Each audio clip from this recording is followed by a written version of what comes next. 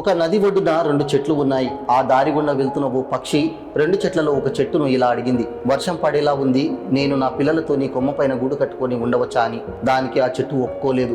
రెండవ చెట్టు దగ్గరికి వెళ్ళి అదే ప్రశ్న అడిగింది. దానికి ఆ చెట్టు ఒప్పుకుంది. ఆ పక్షి రెండవ చెట్టు కొమ్మపైన గూడు కట్టుకొని తన పిల్లలతో సంతోషంగా జీవించసాగింది. అయితే ఒకరోజు భారీ వర్షం పడుతోంది. ఆ వర్షంలో మొదటి చెట్టు కొట్టుకుపోతుంది.